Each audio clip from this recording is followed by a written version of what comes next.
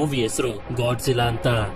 ಈ ಮೂವಿ ಶುರುವಾಗೋದು 1954ನೇ ಇಸ್ವಿಲಿ. ಇಲ್ಲಿ ಮಿಲಿಟರಿ ಅವರಿಗೆ ಪೆಸಿಫಿಕ್ ಸಮುದ್ರದಲ್ಲಿ ಪುರಾತನ ಜೀವಿ ಆಗಿರುವಂತ ಗಾಡ್ಜಿಲ್ಲಾ ಅನ್ನೋ ಪ್ರಾಚೀನ ಕಾಲದ ಒಂದು ಟೈಟನ್ ಕಾಣಿಸ್ಕೊಳ್ಳುತ್ತೆ. ಟೈಟನ್ ಅಂತಂದ್ರೆ ಒಂದು ವಿಶಾಲವಾಗಿರುವಂತ ಮಾನ್ಸ್ಟರ್ ಅಂತ. ಈ ಗಾಡ್ಜಿಲ್ಲಾ ಇಂದ ನಮ್ಮ ಮನುಷ್ಯ ಕುಲಕ್ಕೆ ಏನಾದ್ರೂ ಅಪಾಯ ಆಗ್ಬೋದು ಅನ್ನೋ ಭಯದಲ್ಲಿ US ಮಿಲಿಟರಿ ಅವರು ನ್ಯೂಕ್ಲಿಯರ್ ಬಾಂಬ್ ಅನ್ನ ಅದ್ರ ಮೇಲೆ ಹಾಕಿ ಸಾಯಿಸೋದಕ್ಕೆ ಪ್ರಯತ್ನ ಪಡ್ತಾರೆ. ಇದಾದ್ಮೇಲೆ ಸೀನ್ 1999ಕ್ಕೆ ಶಿಫ್ಟ್ ಆದಾಗ ಮೊನಾರ್ಕ್ ಅನ್ನೋ ಒಂದು ಕಂಪನಿಯ ಹೆಲಿಕಾಪ್ಟರ್ ಹೋಗ್ತಿರುತ್ತೆ. ಇದ್ರೊಳಗಡೆ ಇಶಿರೋ ಸಿರಿಜಾವಾ ಅನ್ನೋ ಒಬ್ರು ಸೈಂಟಿಸ್ಟ್ ಹಾಗೆ ಇವರ ಅಸಿಸ್ಟೆಂಟ್ ಇರ್ತಾರೆ. ನಂತರ ಇವರಿಬ್ರು ಇಲ್ಲಿಂದ ಒಂದು ದೊಡ್ಡ ಮೈನಿಂಗ್ ನಡೀತಿರುವಂತ ಜಾಗಕ್ಕೆ ಬಂದು ತಲುಪ್ತಾರೆ. ಯಾಕೆ ಅಂತಂದ್ರೆ ಮೈನಿಂಗ್ ಮಾಡ್ತಿರ್ಬೇಕಾದ್ರೆ ಜಾಗ ಕುಸ್ತು ಒಂದು ದೊಡ್ಡ ಗುಂಡಿ ಆಗೋಗಿರುತ್ತೆ. ಅಷ್ಟೇ ಅಲ್ಲದೆ ಈ ಜಾಗದಲ್ಲಿ ಏನೋ ವಿಚಿತ್ರವಾಗಿ ಸಿಕ್ಕಿರುತ್ತೆ. ಅದನ್ನ ಚೆಕ್ ಮಾಡೋದಕ್ಕೆ ಅಂತ ಸಿರಿಜಾವಾ ಹಾಗೆ ಇವರ ಟೀಮ್ ನವರು ಒಳಗಡೆ ಬಂದು ನೋಡಿದ್ರೆ ಒಂದು ದೊಡ್ಡ ಜೀವಿಯ ಅಸ್ಥಿ ಪಂಜರ ಇರುತ್ತೆ. ನೋಡೋದಕ್ಕೆ ಇದೊಂದು ಟೈಟನ್ ನ ಅಸ್ಥಿ ಪಂಜರ ಅಂತ ಇವರಿಗೆ ಅರ್ಥ ಆಗ್ತಿರುತ್ತೆ. ಇಲ್ಲೇ ಒಂದು ಮೊಟ್ಟೆ ಕೂಡ ಕಾಣಿಸುತ್ತೆ. ಆದ್ರೆ ಮೊಟ್ಟೆ ಒಳಗಡೆ ಯಾವುದೇ ತರದ ಮೂವ್ಮೆಂಟ್ ಇರೋದಿಲ್ಲ. ಒಂದ್ ರೀತಿ ಸತ್ತಿರೋ ರೀತಿ ಇರುತ್ತೆ. ಸರಿ ಅಂತ ಹೀಗೆ ಇವರು ಮುಂದೆ ಬಂದು ನೋಡಿದ್ರೆ ಒಂದು ಗುಂಡಿ ಕಾಣಿಸುತ್ತೆ. ಈ ಗುಂಡಿಯ ಮತ್ತೊಂದು ಜಾಗದಲ್ಲಿ ನೋಡಿದ್ರೆ ಒಂದು ವಿಶಾಲವಾಗಿರುವಂತ ಜೀವಿ ಈ ಜಾಗದಿಂದ ಹೊರಗಡೆ ಬಂದು ಸೀದಾ ಸಮುದ್ರದ ಒಳಗಡೆ ಹೋಗಿರೋ ರೀತಿ ಕಾಣಿಸ್ತಿರುತ್ತೆ. ಅಂದ್ರೆ ಇಲ್ಲಿ 2 ಮೊಟ್ಟೆಗಳಿತ್ತು. ಒಂದು ಸತ್ತೋಗಿದೆ, ಇನ್ನೊಂದು ಮೊಟ್ಟೆಯಿಂದ ಟೈಟನ್ ಹೊರಗಡೆ ಬಂದು ಇಲ್ಲಿಂದ ಹೊರಟೋಗಿದೆ ಅಂತ. ನಂತರ ಸೀನ್ ಜಪಾನ್ ನ ಜಂಜೀರಾ ಅನ್ನೋ ಒಂದು ಟೌನ್ ನ ಕಡೆಗೆ ಶಿಫ್ಟ್ ಆಗುತ್ತೆ. ಇಲ್ಲೇ ಒಂದು ಮನೇಲಿರುವಂತ ಫಾರ್ಡ್ ಅನ್ನೋ ಚಿಕ್ಕ ಹುಡುಗನ್ನ ತೋರಿಸ್ತಾರೆ. ಇವನ ತಂದೆ ಜೋ ಫೋನ್ ನಲ್ಲಿ ತುಂಬಾ ಟೆನ್ಷನ್ ಇಂದ ಮಾತಾಡ್ತಿರ್ತಾರೆ. ಹಾಗೆ ಇವರು ಇವನ ತಾಯಿ ಆಗಿರುವಂತ ಸ್ಯಾಂಡ್ರಾ. ಇಲ್ಲಿ ಜೋ ಟೆನ್ಷನ್ ಆಗಿರೋದು ಏನಕ್ಕೆ ಅಂತಂದ್ರೆ ಇವನು ಹಾಗೆ ಇವನ ಹೆಂಡತಿ ಒಂದು ನ್ಯೂಕ್ಲಿಯರ್ ಪವರ್ ಪ್ಲಾಂಟ್ ನಲ್ಲಿ ಕೆಲಸ ಮಾಡ್ತಿರ್ತಾರೆ. ಅಲ್ಲಿ ಏನೋ ಒಂದು ವಿಚಿತ್ರವಾಗಿರುವಂತ ಸಿಗ್ನಲ್ ಇವನಿಗೆ ರಿಸೀವ್ ಆಗ್ತಿರುತ್ತೆ. ಅದೇನು ಅಂತ ಅರ್ಥ ಆಗ್ತಿರೋದಿಲ್ಲ. ಆಗ ಸ್ಯಾಂಡ್ರಾ ಇವನ ಟೆನ್ಷನ್ ಅನ್ನ ಕಮ್ಮಿ ಮಾಡಿ ಅವನಿಗೆ ನೆನಪಿಸ್ತಾಳೆ ಇವತ್ತು ಇವನ ಬರ್ತ್ಡೇ ಅಂತ. ಸರಿ ಅಂತ ನಗ್ನಗ್ತಾನೆ ಇವರಿಬ್ರು ಕೆಲ್ಸಕ್ಕೆ ಅಂತ ಪವರ್ ಪ್ಲಾಂಟ್ ಗೆ ಬರ್ತಾರೆ. ಆಗ್ಲೇ ಇವನಿಗೆ ಗೊತ್ತಾಗೋದು ಆ ಸಿಗ್ನಲ್ ನ ಜೊತೆಗೆ ಭೂಕಂಪ ಬರುವಂತ ರೀಡಿಂಗ್ಸ್ ಗಳು ಕೂಡ ಇವನಿಗೆ ಸಿಗ್ತಿದಾವೆ ಅಂತ. ಇದರಿಂದ ಸ್ಯಾಂಡ್ರಾ ಆ ಸಿಗ್ನಲ್ ಅನ್ನ ಚೆಕ್ ಮಾಡೋದಕ್ಕೆ ಇವಳ ಟೀಮ್ ಅನ್ನ ಕರ್ಕೊಂಡು ಬೇಸ್ಮೆಂಟ್ ಗೆ ಹೋಗ್ತಿರ್ತಾಳೆ. ಆಗ ನಮ್ಗೆ ತೋರಿಸ್ತಾರೆ ಆ ಸಿಗ್ನಲ್ ಯಾವ ರೀತಿ ಕಾಣುತ್ತೆ ಅಂತ. ಅದೇ ಸಮಯಕ್ಕೆ ಭೂಕಂಪನು ಕೂಡ ಶುರುವಾಗಿದ್ರಿಂದ ಸ್ಯಾಂಡ್ರಾ ಹಾಗೆ ಇವಳ ಟೀಮ್ ಇರುವಂತ ಜಾಗದಲ್ಲಿ ನ್ಯೂಕ್ಲಿಯರ್ ಗ್ಯಾಸ್ ಲೀಕ್ ಆಗೋಗುತ್ತೆ. ಅದಕ್ಕೆ ಜೋನು ಕೂಡ ಬೇಸ್ಮೆಂಟ್ ನ ದಾರಿ ಹತ್ರ ಬಂದು ನಿಂತ್ಕೋತಾನೆ ಸ್ಯಾಂಡ್ರಾ ಬರ್ತಿದ್ದಂಗೆನೆ ಡೋರ್ ಕ್ಲೋಸ್ ಮಾಡೋದಕ್ಕೆ ಅಂತ. ಆದ್ರೆ ಈ ಕಡೆ ಸ್ಯಾಂಡ್ರಾ ಟೀಮ್ ನವರಿಗೆ ಓಡೋದಕ್ಕೆ ಆಗೋದಿಲ್ಲ. ಅದಕ್ಕೆ ಸ್ಯಾಂಡ್ರಾ ಜೋನ ಕಾಂಟ್ಯಾಕ್ಟ್ ಮಾಡಿ ಹೇಳ್ತಾಳೆ ಡೋರ್ ನ ಕ್ಲೋಸ್ ಮಾಡ್ಬಿಡು, ನಮ್ಗೆ ಬರೋದಕ್ಕೆ ಆಗೋದಿಲ್ಲ ಅಂತ. ಇವನ್ಗಂತೂ ಎದೆನೆ ಹೊಡೆದೋದಂಗ ಆಗೋಗುತ್ತೆ. ಕ್ಲೋಸ್ ಮಾಡೋದಕ್ಕೆ ಇಷ್ಟ ಇಲ್ಲದೆ ಇದ್ರು ಕೂಡ ಇವನು ಡೋರ್ ಅನ್ನ ಕ್ಲೋಸ್ ಮಾಡ್ಬಿಡ್ತಾನೆ. ಇಲ್ಲ ಅಂದಿದ್ರೆ ಇಡೀ ಸಿಟಿನೇ ನ್ಯೂಕ್ಲಿಯರ್ ಗ್ಯಾಸ್ ಇಂದ ನಾಶ ಆಗೋಗ್ತಿತ್ತು. ಆಗ ಸ್ಯಾಂಡ್ರಾ ಡೋರ್ ಹತ್ರ ಬಂದು ಹೇಳ್ತಾಳೆ ಫಾರ್ಡ್ ನ ಚೆನ್ನಾಗಿ ನೋಡ್ಕೊ ಅಂತ. ಅದೇ ಸಮಯಕ್ಕೆ ಭೂಕಂಪದಿಂದ ಇಡೀ ಪವರ್ ಪ್ಲಾಂಟ್ ನಾಶ ಆಗೋಗುತ್ತೆ. ಇದನ್ನ ಸ್ಕೂಲ್ ನಲ್ಲಿರುವಂತ ಫಾರ್ಡ್ ಕೂಡ ನೋಡ್ತಿರ್ತಾನೆ. ಇಲ್ಲಿನ ಸೀನ್ 15 ವರ್ಷಗಳ ಕಾಲ ಮುಂದಕ್ಕೆ ಶಿಫ್ಟ್ ಆಗುತ್ತೆ. ಚಿಕ್ಕ ಹುಡುಗನಾಗಿದ್ದಂತ ಫಾರ್ಡ್ ಈಗ ಬೆಳೆದು ದೊಡ್ಡವನಾಗಿ ಮಿಲಿಟರಿಲಿ ಸೋಲ್ಜರ್ ಆಗಿರ್ತಾನೆ. ಇವನ ಕೆಲಸ ಏನು ಅಂತಂದ್ರೆ ಬಾಂಬ್ ಗಳನ್ನ ಡಿಫ್ಯೂಸ್ ಮಾಡೋದು. ನಂತರ ಇವನು ರಜಕ್ಕೆ ಅಂತ ಸ್ಯಾನ್ ಫ್ರಾನ್ಸಿಸ್ಕೋದಲ್ಲಿರುವಂತ ಇವನ ಮನೆಗೆ ಬರ್ತಾನೆ. ಹೀಗೆ ಇವನು ಇವನ ಫ್ಯಾಮಿಲಿ ಜೊತೆ ಟೈಮ್ ಸ್ಪೆಂಡ್ ಮಾಡ್ತಿರ್ಬೇಕಾದ್ರೆ ಅದೇ ಸಮಯಕ್ಕೆ ಜಪಾನ್ ಇಂದ ಇವರಿಗೆ ಕಾಲ್ ಬರುತ್ತೆ. ಫಾರ್ಡ್ ನ ತಂದೆ ಆಗಿರುವಂತ ಜೋನ ಅರೆಸ್ಟ್ ಮಾಡಿದ್ದಾರೆ ಅಂತ. ಅಂದ್ರೆ ಜೋಗಿ ಏನು ಆಗಿರ್ಲಿಲ್ಲ, ಇನ್ನು ಕೂಡ ಬದುಕಿದಾನೆ ಅಂತ.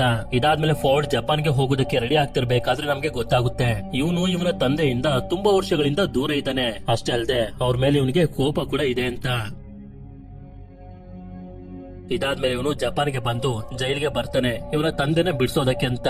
ಬಿಡಿಸ್ಕೊಂಡು ಅವರು ವಾಸ ಮಾಡ್ತಿರುವಂತ ಮನೆ ಕರ್ಕೊಂಡ್ ಬಂದು ನೋಡಿದ್ರೆ ಎಲ್ಲಿ ನೋಡಿದ್ರು ಬರೀ ರಿಸರ್ಚ್ ಅನ್ನ ಮಾಡ್ತಿರುವಂತ ಪೇಪರ್ಸ್ ಗಳೇ ಇರ್ತವೆ. ಅಂದಂಗೆ ಪೊಲೀಸರು ಏನಕ್ಕೆ ಇವನನ್ನ ಅರೆಸ್ಟ್ ಮಾಡಿದ್ರು ಅಂತಂದ್ರೆ ಮೊದ್ಲು ಇವರು ಜಂಜೀರಾ ಟೌನ್ ನಲ್ಲಿ ಇದ್ರಲ್ಲ ಆ ಜಾಗದಲ್ಲಿ ಪವರ್ ಪ್ಲಾಂಟ್ ನಾಶ ಆಗಿ ನ್ಯೂಕ್ಲಿಯರ್ ರೇಡಿಯೇಷನ್ ಹರಡ್ಬಿಟ್ಟಿರುತ್ತೆ. ಇದರಿಂದ ಗವರ್ನಮೆಂಟ್ ಅವರು ಯಾರು ಅಲ್ಲಿಗೆ ಹೋಗ್ಬಾರ್ದು ಅಂತ ಹೇಳಿರ್ತಾರೆ. ಆದ್ರೆ ಜೋ ಮಾತ್ರ ಅವತ್ತಾಗಿದ್ದು ಭೂಕಂಪ ಅಲ್ಲ, ಅದಕ್ಕೆ ಬೇರೆ ಏನೋ ಕಾರಣ ಇದೆ, ಅದನ್ನ ಪ್ರೂವ್ ಮಾಡ್ಲೇಬೇಕು ಅಂತ ಜಾಗಕ್ಕೆ ಹೋಗಿರ್ತಾನೆ. ಆಗ ಇವನನ್ನ ಅರೆಸ್ಟ್ ಮಾಡಿದ್ದು ಇದೇ ಕಾರಣದಿಂದನೇ. ಫೋರ್ಡ್ ಗೆ ಜೋ ಮೇಲೆ ಕೋಪ ಇರೋದು. ಆ ಘಟನೆನ ಮರೆತು ಮುಂದೆ ಸಾಗೋದ್ ಬಿಟ್ಟು ಯಾವಾಗ್ಲೂ ಅದ್ರ ಬಗ್ಗೆನೇ ಯೋಚನೆ ಮಾಡ್ತಿರ್ತಾರೆ ಅಂತ.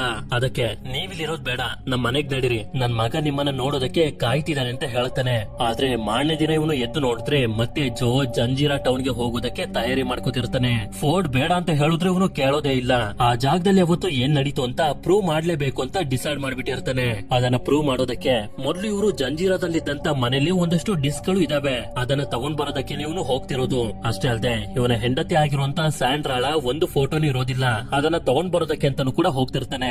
ಅದಕ್ಕೆ ಇನ್ನೇನ್ ಮಾಡೋದು ಅಂತ ಫೋರ್ಡ್ ಕೂಡ ಇವನ ತಂದೆನ ಕರ್ಕೊಂಡು ಜಂಜೀರಾ ಟೌನ್ ಗೆ ಬರ್ತಾನೆ. ಆದ್ರೆ ಇಲ್ಲಿ ಜೀವಂತವಾಗಿ ಓಡಾಡ್ತಿರುವಂತ ನಾಯಿಗಳನ್ನ ನೋಡಿ ಜೋಗೆ ಡೌಟ್ ಬಂದು ಮಾಸ್ಕ್ ಅನ್ನ ತೆಗಿತಾನೆ. ಹೇಳ್ಬೇಕು ಅಂತಂದ್ರೆ ಈ ಜಾಗದಲ್ಲಿ ಯಾವುದೇ ತರದ ನ್ಯೂಕ್ಲಿಯರ್ ರೇಡಿಯೇಷನ್ಸ್ ಗಳು ಇರೋದಿಲ್ಲ, ಅಂದ್ರೆ ಗವರ್ನಮೆಂಟ್ ಅವರು ಎಲ್ಲರಿಗೂ ಸುಳ್ಳು ಹೇಳಿದ್ದಾರೆ ಅಂತ. ಇದಾದ್ಮೇಲೆ ಇವರು ಮೊದಲು ವಾಸ ಮಾಡ್ತಿದ್ದಂತ ಮನೆಗೆ ಬರ್ತಾರೆ. ಆಗ ಜೋಗಿ ಇವನು ಹುಡ್ಕೊಂಡ್ ಬಂದಿರೋ ಆಗಿರುವಂತ ಡಿಸ್ಕ್ ಗಳು ಸಿಗ್ತವೆ. ಅಷ್ಟೇ ಅಲ್ಲದೆ ಇವನ ಫ್ಯಾಮಿಲಿ ಫೋಟೋನು ಕೂಡ ಸಿಗುತ್ತೆ. ಆದ್ರೆ ಅದೇ ಸಮಯಕ್ಕೆ ಹೊರಗಡೆ ಒಂದು ಹೆಲಿಕಾಪ್ಟರ್ ಹೋಗಿದ್ದನ್ನ ಇವರಿಬ್ರು ನೋಡ್ತಾರೆ. ಆಗ್ಲೇ ಇವರಿಗೆ ಗೊತ್ತಾಗೋದು ಮೊದ್ಲು ಪವರ್ ಪ್ಲಾಂಟ್ ಇದ್ದಂತ ಜಾಗದಲ್ಲಿ ಇಲ್ಲಿನ ಗವರ್ನಮೆಂಟ್ ಸೀಕ್ರೆಟ್ ಆಗಿ ಏನೋ ನಡೆಸ್ತಿದೆ ಅಂತ. ಆಗ ಇಲ್ಲಿಗೆ ಇಲ್ಲಿನ ಸೆಕ್ಯೂರಿಟಿಗಳು ಬಂದು ಇವರನ್ನ ಅರೆಸ್ಟ್ ಮಾಡಿ ಕರ್ಕೊಂಡು ಹೋಗ್ತಿರ್ತಾರೆ. ಇವರನ್ನ ಪವರ್ ಪ್ಲಾಂಟ್ ಹತ್ರನೇ ಕರ್ಕೊಂಡು ಬರ್ತಾರೆ. ಇಲ್ಲಿ ನೋಡಿದ್ರೆ ಒಂದು ದೊಡ್ಡ ಮೊಟ್ಟೆ ಇರುತ್ತೆ. ಹೌದು, ಇದೊಂದು ಟೈಟನ್ ನ ಮೊಟ್ಟೆನೆ. ಆ ಮೊಟ್ಟೆ ಒಳಗಡೆಯಿಂದ ಬರ್ತಿರುವಂತ ಸಿಗ್ನಲ್ ನ ಇಲ್ಲೇ ಇರುವಂತ ಸಿರಿಜಾವ ನೋಡ್ತಿರ್ಬೇಕಾದ್ರೆ 15 ವರ್ಷದ ಹಿಂದೆ ಈ ಜಾಗದಲ್ಲಿ ಕೆಲಸ ಮಾಡ್ತಿದ್ದಂತ ಜೋ ಅನ್ನೋ ಒಬ್ಬ ವ್ಯಕ್ತಿ ಬಂದಿದ್ದಾನೆ ಅಂತ ಇವನಿಗೆ ಗೊತ್ತಾಗಿ ಮೀಟ್ ಮಾಡೋದಕ್ಕೆ ಅಂತ ಬರ್ತಾನೆ. ಇಲ್ಲಿ ಜೋನ ಒಳಗಡೆ ಕರ್ಕೊಂಡ್ ಬಂದಿದ್ರೆ ಫೋರ್ಡ್ ನ ಹೊರಗಡೆ ವ್ಯಾನ್ ನಲ್ಲೇ ಕಟ್ಟಾಕಿರ್ತಾರೆ.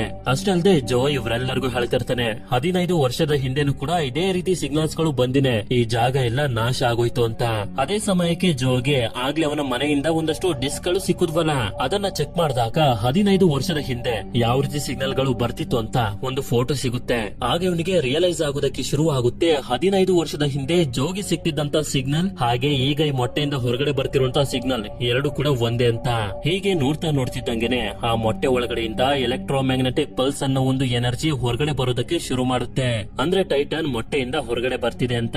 ಅದು ಹೊರಗಡೆ ಬಂದ್ರೆ ಏನಾಗುತ್ತೋ ಏನು ಅಂತ ಗೊತ್ತಿಲ್ಲ. ಇದರಿಂದ ಹೆದರ್ಕೊಂಡು ಇವರೆಲ್ಲರೂ ಆ ಮೊಟ್ಟೆನ ನಾಶ ಮಾಡ್ಬೇಕು ಅಂತ ಡಿಸೈಡ್ ಮಾಡಿ ಹೈ ವೋಲ್ಟೇಜ್ ಶಾಕ್ ಅನ್ನ ಅದಕ್ಕೆ ಕೊಟ್ಟು ನಾಶ ಮಾಡ್ಬಿಡ್ತಾರೆ. ಇದರಿಂದ ಅದ್ರೊಳಗಡೆಯಿಂದ ಸಿಗ್ನಲ್ ಕೂಡ ಬರೋದು ನಿಂತೋಗುತ್ತೆ. ಎಲ್ಲರಿಗೂ ಇದು ನಾಶ ಆಗೋಯ್ತು ಅಂತ ಅನ್ನಿಸ್ತಿದ್ರೆ ಅದೇ ಸಮಯಕ್ಕೆ ಮೊಟ್ಟೆಯ ಒಳಗಡೆ ಇನ್ನೂ ಕೂಡ ಜೀವಂತವಾಗಿರುವಂತ ಮ್ಯೂಟು ಅನ್ನೋ ಒಂದು ಟೈಟನ್ ಹೊರಗಡೆ ಬರುತ್ತೆ. ಇದು ಇದರ ಎಲೆಕ್ಟ್ರೋಮ್ಯಾಗ್ನೆಟಿಕ್ ಪಲ್ಸ್ ಎನರ್ಜಿಯಿಂದ ಅಟ್ಯಾಕ್ ಮಾಡ್ತಿದ್ದಂಗೆನೆ ಸುತ್ತಮುತ್ತ ಇರುವಂತ ಎಲ್ಲಾ ಎಲೆಕ್ಟ್ರಾನಿಕ್ ವಸ್ತುಗಳು ವರ್ಕ್ ಆಗೋದನ್ನ ಸ್ಟಾಪ್ ಮಾಡ್ಬಿಡ್ತವೆ. ಇಲ್ಲಿ ಫೋರ್ಡ್ ಇನ್ನೂ ಕೂಡ ವ್ಯಾನ್ ನಲ್ಲೇ ಲಾಕ್ ಆಗಿರ್ತಾನೆ. ಹಾಗೆ ಜೋನು ಕೂಡ ಹೊರಗಡೆ ಬಂದು ಈ ಮ್ಯೂಟ್ ಅನ್ನ ನೋಡಿ ತುಂಬಾನೇ ಶಾಕ್ ಆಗೋಕಿರ್ತಾನೆ. ಅದೇ ಸಮಯಕ್ಕೆ ಇವನಿದ್ದಂತ ಜಾಗದಲ್ಲಿ ಒಂದು ಟವರ್ ಬಿದ್ದೋಗುತ್ತೆ. ಅಷ್ಟೊತ್ತಿಗೆ ಹೇಗೋ ಮಾಡಿ ಕೈಯನ್ನ ಬಿಡಿಸ್ಕೊಂಡಿರುವಂತ ಫೋರ್ಡ್ ನೋಡ್ತಾನೆ ಇವನ ತಂದೆ ಬ್ರಿಡ್ಜ್ ಇಂದ ಕೆಳಗಡೆ ಬಿದ್ದೋಗ್ತಾರೆ. ಅಷ್ಟೇ ಅಲ್ಲದೆ ಮ್ಯೂಟುನು ಕೂಡ ಇವನ ಹಿಂದೆಯಿಂದನೇ ಬಂದು ಈ ಜಾಗ ಎಲ್ಲ ನಾಶ ಮಾಡಾದ್ಮೇಲೆ ಹಾರ್ಕೊಂಡು ಇಲ್ಲಿಂದ ಹೊರಟೋಗುತ್ತೆ. ನಂತರ ಮಾರನೇ ದಿನ ಜಂಜಿರಾ ಟೌನ್ ನಲ್ಲಿ ಒಂದು ದೊಡ್ಡ ಆಕ್ಸಿಡೆಂಟ್ ಆಗಿದೆ ಅಂತ ನ್ಯೂಸ್ ಬರ್ತಿರೋದನ್ನ ನೋಡಿ ಎಲ್ ಫೋರ್ಡ್ ನ ಕಾಂಟ್ಯಾಕ್ಟ್ ಮಾಡೋದಕ್ಕೆ ಟ್ರೈ ಮಾಡ್ತಿರ್ತಾಳೆ. ಆದ್ರೆ ಕಾಂಟ್ಯಾಕ್ಟ್ ಆಗ್ತಿರೋದಿಲ್ಲ. ಇದರಿಂದ ಅವಳಿಗೆ ತುಂಬಾ ಟೆನ್ಷನ್ ಆಗೋದಕ್ಕೆ ಶುರುವಾಗುತ್ತೆ. ಫೋರ್ಡ್ ಕೂಡ ಅಲ್ಲಿಗೆ ಹೋಗಿದ್ದಾನೆ, ಅವನಿಗೆ ಏನಾಯ್ತೋ ಏನು ಅಂತ. ಈ ಕಡೆ ಸಿರಿಸಾವ ನಾಶ ಆಗಿರುವಂತ ಈ ಜಾಗದಲ್ಲಿ ನಿಂತಿರಬೇಕಾದ್ರೆ ಅದೇ ಸಮಯಕ್ಕೆ ಯುಎಸ್ ನೇವಿಯ ಸೋಲ್ಜರ್ಸ್ ಗಳ ಟೀಮ್ ಇಲ್ಲಿಗೆ ಬಂದು ನೀವು ನಮ್ ಜೊತೆ ಬರ್ಬೇಕು ಅಂತ ಹೇಳ್ತಾರೆ. ಅಷ್ಟೇ ಅಲ್ಲದೆ ಜೋನ ಸ್ಥಿತಿನೂ ಕೂಡ ತುಂಬಾನೇ ಗಂಭೀರವಾಗಿರೋದ್ರಿಂದ ಇವರನ್ನು ಕೂಡ ಹೆಲಿಕಾಪ್ಟರ್ ನಲ್ಲಿ ಕರ್ಕೊಂಡು ಹೋಗ್ತಿರ್ತಾರೆ. ಈಗ ಫೋರ್ಡ್ ಗೆ ಅನ್ಸೋದಕ್ಕೆ ಶುರುವಾಗುತ್ತೆ ಇದುವರೆಗೂ ಇವನ ತಂದೆ ಏನೇನ್ ಹೇಳಿದ್ರು ಅದೆಲ್ಲ ನಿಜಾನೇ ಅಂತ. ಯಾಕೆಂತಂದ್ರೆ ಇಷ್ಟು ದಿನ ಇವನಿಗೆ ಅನ್ನಿಸ್ತಿತ್ತು ಇವನ ತಂದೆಗೆ ಹುಚ್ಚಿಡ್ದು ಬಿಟ್ಟಿದೆ, ಅದಕ್ಕೆ ಈ ಜಾಗದ ಬಗ್ಗೆ ಏನೇನು ಮಾತಾಡ್ತಿದ್ದಾರೆ ಅಂತ. ಆಗ ಜೋ ಫೋರ್ಡ್ ಗೆ ನಿನ್ನ ಫ್ಯಾಮಿಲಿ ಹತ್ರ ಹೋಗು, ಅವರನ್ನ ಚೆನ್ನಾಗಿ ನೋಡ್ಕೊ ಅಂತ ಹೇಳ್ತಾನೆ. ಕೊನೆ ಉಸಿರನ್ನ ಎಳೆದು ಬಿಡ್ತಾನೆ. ಇದರಿಂದ ಇವನಿಗೆ ತುಂಬಾನೇ ಬೇಜಾರಾಗುತ್ತೆ. ನಂತರ ಇವರೆಲ್ಲರನ್ನು ಯುಎಸ್ ನೇವಿಯ ಶಿಪ್ ಗೆ ಕರ್ಕೊಂಡ್ ಬರ್ತಾರೆ. ಇಲ್ಲೇ ನಮ್ಗೆ ಯುಎಸ್ ನೇವಿಯ ಜನರಲ್ ಆಗಿರುವಂತ ಸ್ಟೆನ್ಸ್ ಕೂಡ ಪರಿಚಯ ಆಗ್ತಾರೆ. ನಂತರ ಫೋರ್ಡ್ ಇವನ ತಂದೆಯ ಡೆಡ್ ಬಾಡಿ ಹತ್ರ ಇರ್ಬೇಕಾದ್ರೆ ಹಾಗೆ ಇವನನ್ನ ಸಿರಿಜಾವ ಕರೆಸ್ಕೊಂಡು ಒಂದೊಂದೇ ವಿಷಯನ ಡೀಟೇಲ್ಡ್ ಆಗಿ ಹೇಳ್ತಾ ಹೋಗ್ತಾರೆ. 1954ರಲ್ಲಿ ಪ್ರಾಚೀನ ಟೈಟನ್ ಆಗಿದ್ದಂತ ಗಾಡ್ಜಿಲಾ ಕಾಣಿಸ್ಕೊಳ್ತು. ಈ ತರ ಟೈಟನ್ಸ್ ಗಳ ಬಗ್ಗೆ ರಿಸರ್ಚ್ ಮಾಡೋದೇ ನಮ್ಮ ಮೊನಾರ್ಕ್ ಕಂಪನಿಯ ಕೆಲಸ. ಈ ಗಾಡ್ಜಿಲಾ ಮ್ಯೂಟು ತರದ ಎಲ್ಲಾ ಟೈಟನ್ಸ್ ಗಳು ಮನುಷ್ಯರು ಭೂಮಿ ಮೇಲೆ ಹುಟ್ಟೋದಕ್ಕಿಂತ ಲಕ್ಷಾಂತರ ವರ್ಷಗಳಿಂದನೂ ಇದಾವೆ. ಮೊದಲು ಭೂಮಿಯ ಮೇಲೆ ತುಂಬಾನೇ ನ್ಯೂಕ್ಲಿಯರ್ ರೇಡಿಯೇಷನ್ ಗಳು ಇತ್ತು. ಅದನ್ನ ತಿಂತಾನೆ ಈ ಟೈಟನ್ಸ್ ಗಳು ಜೀವಂತವಾಗಿ ಇದ್ದಿತ್ತು. ಆದ್ರೆ ಕಾಲ ಕಳಿತಾ ಕಳಿತಾ ಭೂಮಿ ಮೇಲೆ ನ್ಯೂಕ್ಲಿಯರ್ ರೇಡಿಯೇಷನ್ ಹೊರಟೋಗಿದ್ರಿಂದ ಎಲ್ಲಾ ಟೈಟನ್ಸ್ ಗಳು ಭೂಮಿಯ ಒಳಗಡೆ ಸಮುದ್ರದ ಒಳಗಡೆ ಹೊಟ್ಟೋದು ಭೂಮಿಯ ಒಳಗಡೆ ಇರುವಂತ ನ್ಯೂಕ್ಲಿಯರ್ ರೇಡಿಯೇಷನ್ ನ ಕನ್ಸ್ಯೂಮ್ ಮಾಡೋದಕ್ಕೆ ಅಂತ. ಹೀಗಂತ ಹೇಳಿ ನಿಜವಾದ ಕತೆ ಏನು ಅಂತ ಹೇಳ್ತಾ ಹೋಗ್ತಾನೆ. ಸಿರೀಸ್ ಆವಾಗೆ 1999 ಫಿಲಿಪೀನ್ಸ್ ನ ಮೈನಿಂಗ್ ಜಾಗದಲ್ಲಿ ಒಂದು ಸತ್ತೋಗಿದ್ದಂತ ಮೊಟ್ಟೆಯ ಹಾಗೆ ಇನ್ನೊಂದು ಮೊಟ್ಟೆ ಸಮುದ್ರದ ಒಳಗಡೆ ಹೋಗಿರೋದು ಕಾಣಿಸ್ತಲ್ಲ. ಆ ರೀತಿ ಸಮುದ್ರದ ಒಳಗಡೆ ಹೋಗಿದಂತ ಮೊಟ್ಟೆಗೆ ಹತ್ರದಲ್ಲೇ ಇದ್ದಂತ ಜಪಾನ್ ನ ಜಂಜಿರಾದಲ್ಲಿ ಅಂದ್ರೆ ಫೋರ್ಡ್ ನ ತಂದೆ ತಾಯಿ ಕೆಲಸ ಮಾಡ್ತಿದ್ದಂತ ಜಾಗದಲ್ಲಿ ನ್ಯೂಕ್ಲಿಯರ್ ಪವರ್ ಪ್ಲಾಂಟ್ ಇದೆ ಅಂತ ಗೊತ್ತಾಗಿ ಈ ಜಾಗದ ಕೆಳಗಡೆ ಬಂದು ಸೇರ್ಕೊಬಿಡ್ತು. ಇದೇ ಕಾರಣದಿಂದನೇ ಜೋಗೆ ಆ ಸಿಗ್ನಲ್ ಗಳು ಸಿಗ್ತಾ ಭೂಕಂಪ ಆಗಿ ಈ ಜಾಗ ಎಲ್ಲ ನಾಶ ಆಗಿದ್ದು. ಈಗ ನಮ್ಗೆ ಗೊತ್ತಿರೋ ಪ್ರಕಾರ ನಿನ್ನ ತಂದೆಗೆ ಆ ಸಿಗ್ನಲ್ ನ ಬಗ್ಗೆ ಏನೋ ಗೊತ್ತಿತ್ತು. ಅವರಿಗೆ ಏನ್ ಗೊತ್ತಿತ್ತು ಅಂತ ನಿನ್ಗೇನಾದ್ರೂ ಗೊತ್ತಿದ್ಯಾ ಅಂತ ಕೇಳಿದಾಗ ಇವನು ಕೂಡ ಇವನ ತಂದೆ ಮಾತಾಡ್ತಿದ್ದನ್ನ ನೆನಪು ಮಾಡ್ಕೊಂಡು ಹೇಳ್ತಾ ಹೋಗ್ತಾನೆ. ನನ್ ತಂದೆ ಹೇಳ್ತಿದ್ರು ಆ ಸಿಗ್ನಲ್ ನಲ್ಲಿ ಎರಡು ಜೀವಿಗಳು ಒಬ್ಬರನ್ನೊಬ್ರು ಕಾಂಟ್ಯಾಕ್ಟ್ ಮಾಡೋದಕ್ಕೆ ಟ್ರೈ ಮಾಡ್ತಿದ್ದೋ ಅಂತ.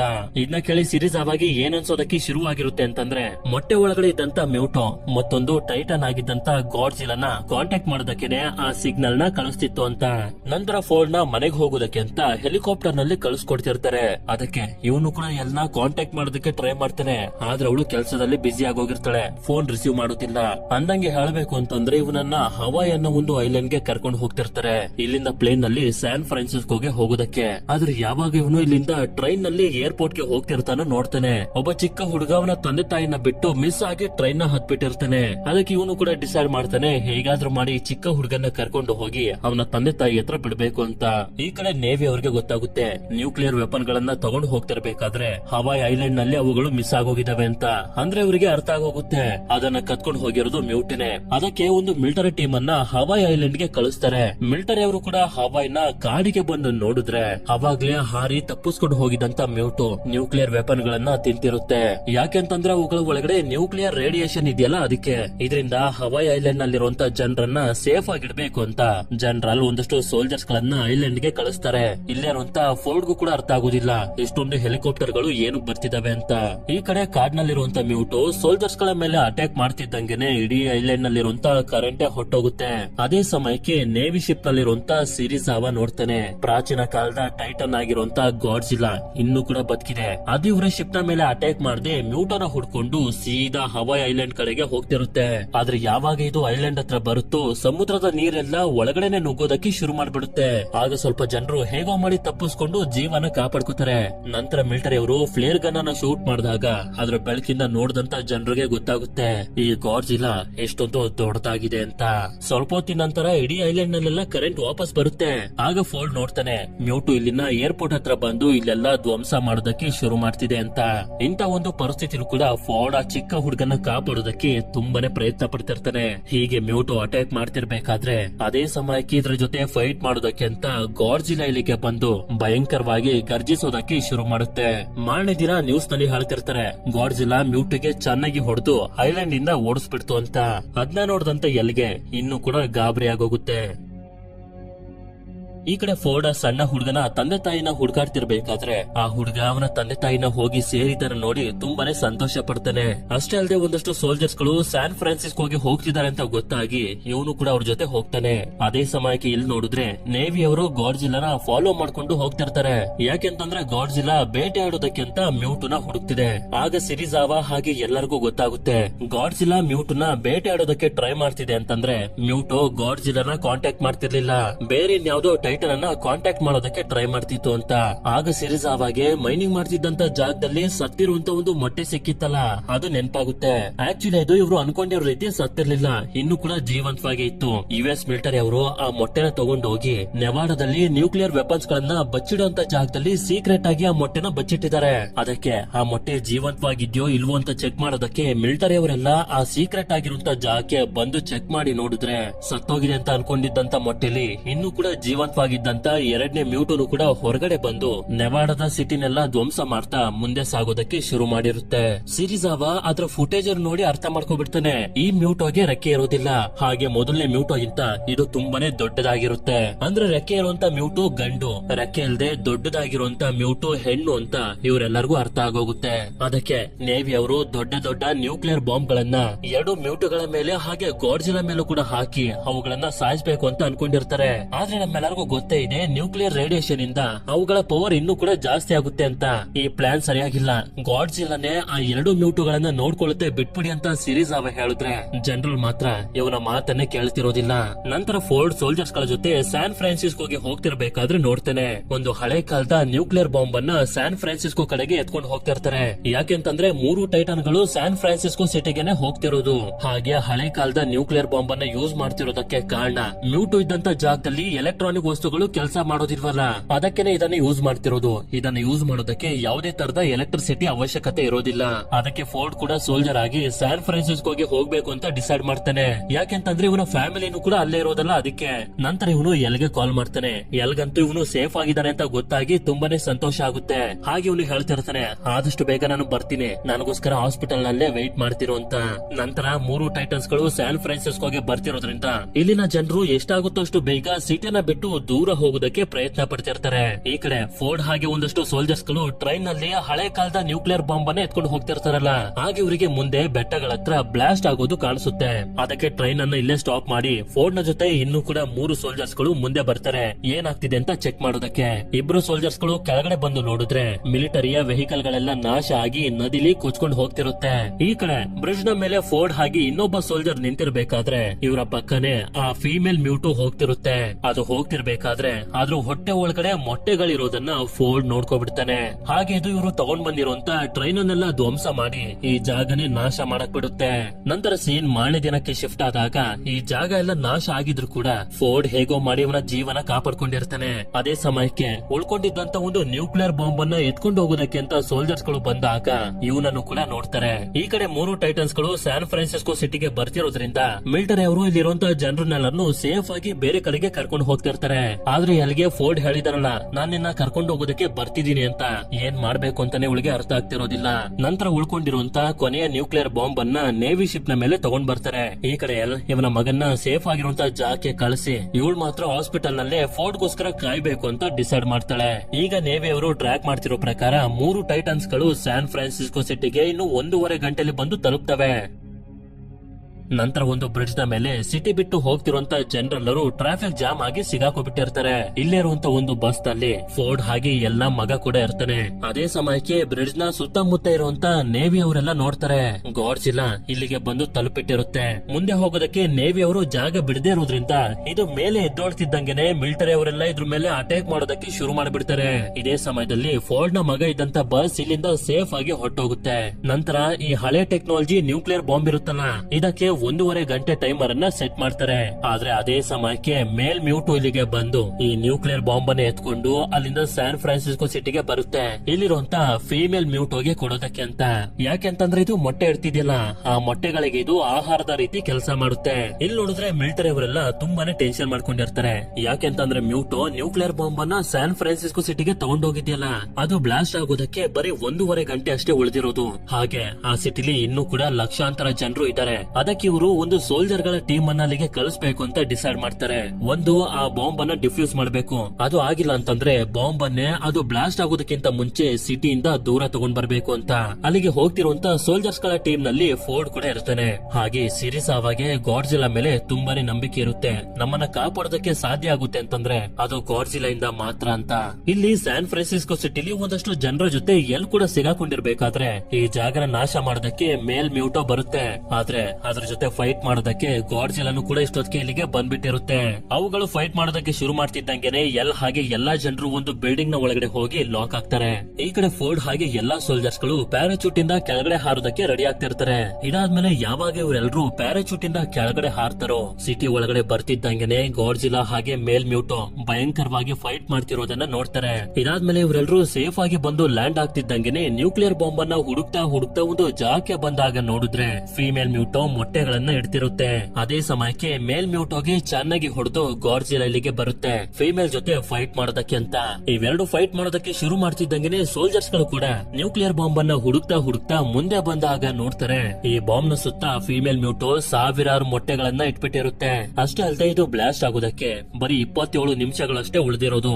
ಗಾಡ್ಜಿಲಾ ಹಾಗೆ ಮ್ಯೂಟೋಗಳು ಫೈಟ್ ಮಾಡ್ತಿರುವಂತ ಜಾಗದಲ್ಲಿರುವಂತ ಒಂದು ಬಿಲ್ಡಿಂಗ್ ನಲ್ಲೇ ಹಾಗೆ ತುಂಬಾ ಜನರು ಸಿಗಾಕೊಂಡಿರೋದು. ಹೀಗೆ ಇವುಗಳು ಫೈಟ್ ಮಾಡ್ತಾ ಇಷ್ಟೊತ್ತಿಗೆ 70% ನಷ್ಟು ಸಿಟಿನ ಧ್ವಂಸ ಮಾಡಕ್ ಬಿಟ್ಟಿರ್ತವೆ.